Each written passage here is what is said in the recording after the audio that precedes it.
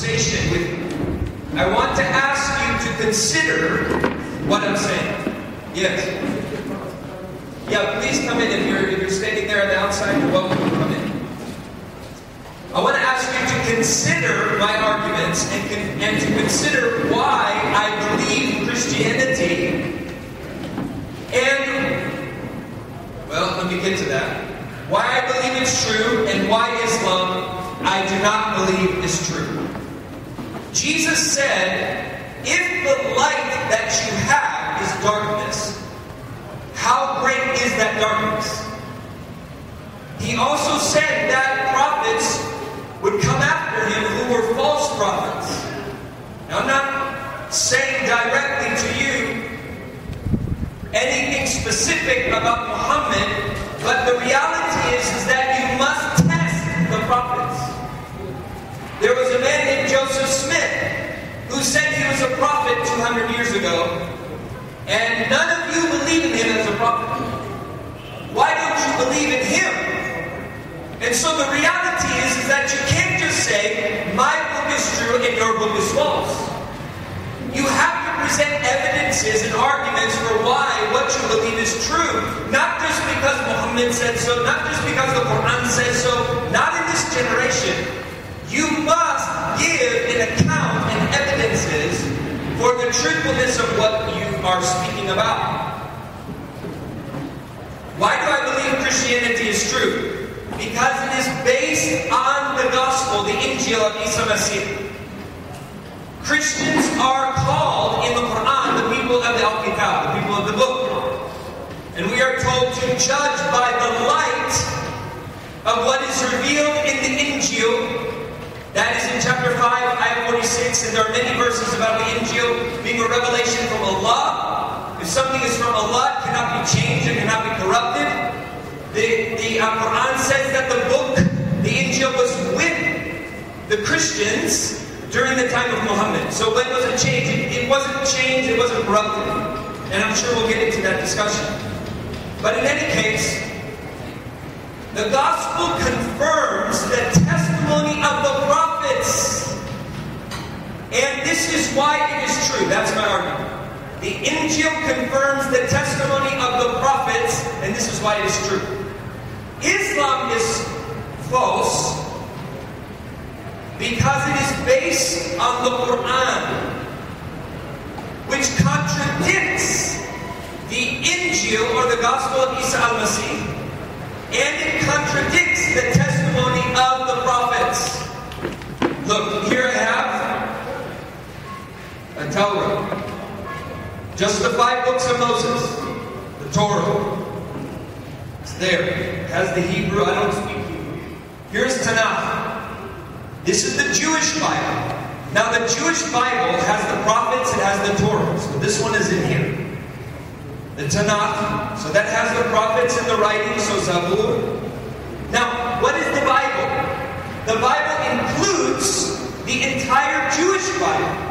So we accept as Christians all of the prophets and we read all of them. If you read our Old Testament, it is the same as the Jewish Bible. So as a Christian, I believe in the Torah, I believe in Zabur, and I believe in the prophets and what they said is true. And the reality is that we read these prophets in our churches. Here's a problem. You as Muslims, you do not read the prophets in the masjid. You don't recite from them. You only recite from one book, the Quran.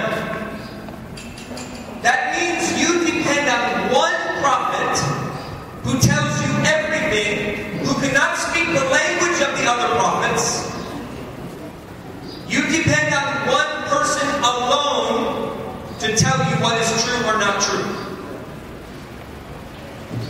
Christians don't do that. We have the entire biblical prophets within our Bible. Jesus said in Luke 24, verse 25 to 27. Luke 24, he said to them, O foolish ones, slow of heart to believe all the prophets have spoken. All the prophets. Was it not necessary that the Messiah should suffer these things and enter his glory? And beginning with Moses he interpreted to them all the scriptures and the things concerning himself. Now we have many prophecies in the Bible that are fulfilled by Jesus, like Isaiah 53, 4 through 5. Isaiah 53, 4 through 5. This was written 700 years before Jesus. It says, "Surely he has borne our griefs and he's carried our sorrows. Yet he was esteemed stricken, smitten by God, afflicted. He was pierced for our transgressions. He was crushed for our iniquities. And upon him was the chastisement that brought us peace. With his wounds we are healed."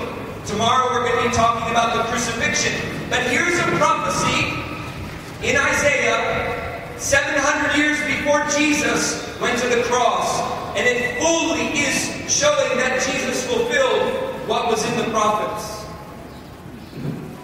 Now I want to show you 3 ways that the Christian gospel confirms what is in the prophets, while the Quran contradicts the prophets. Number 1, Allah is the Father according to the prophets. This is one of the names of Allah in the prophets, the Father. And the Quran denies this. Number 2, in the prophets, it says that God has a son, and that son is the Messiah. The Quran rejects this, and I know that you also reject this. You reject this because of the Quran, because of Muhammad. But the problem is that Muhammad said he was confirming the prophets, but the prophets said God is the Father and God will have a son. And I will show you. Finally, in the prophets, it shows that there's a need for atoning sacrifice in order for sins to be forgiven, and Islam omits this. Now, the Quran never claims that Christianity is false. There's nothing in the Quran that says Christianity is false. Okay, in fact, the Quran, chapter 10:94, most of us know this verse. The verse says, "If you have any doubts about what has been revealed to you, go and ask the people of the Al-Kitab, those who are reading the book." Bible means book. Shekh Ibrahim wants to know who revealed the Bible. The Bible is the collection of books, the prophets, Musa, Isa, Dawud. That's what the Bible is. So this, in any case, what the Christians were reading in the 7th century was this Bible. It was no other Bible. And we know that historically. And so when the Quran is saying, if you have any doubts, ask the people of the Al-Kitab who came from before you. How could he ask them if it had been corrupted, if it had been changed, if it had been lost? He couldn't have. That verse would make no sense. So, the Quran actually makes the books of Christians and Jews the criteria by which we determine if Muhammad is a true prophet. Okay, this is in the Quran chapter 7, ayah 157. Those who follow the messenger, the prophet who can neither read nor write, is that Muhammad? I think it's Muhammad. That's what the Quran is saying.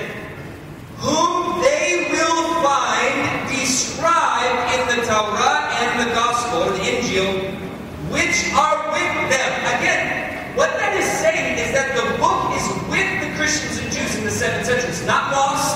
It's not something different than the Bible. Because we know historically what they were reading in the 7th century. We know what they had with them in the 7th century. So the Quran actually makes the criteria for its truthfulness, whether or not the Quran is true, is that you will find Muhammad mentioned in the Christian Bible. That is what this is saying. Because the Christian Bible includes the Injil. The Jewish Bible only includes the Torah and the Zabur and the other prophets. Okay? The Quran itself requires verification from the Christian scriptures.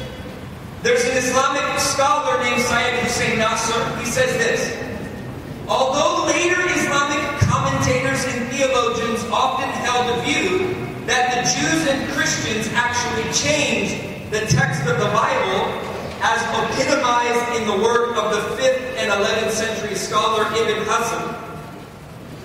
The earlier commentators were not as eager to dispute the text of the Bible and preferred to view the distortion that's mentioned in the Quran as an act of faulty and malicious interpretation. So the early scholars of Islam, for the first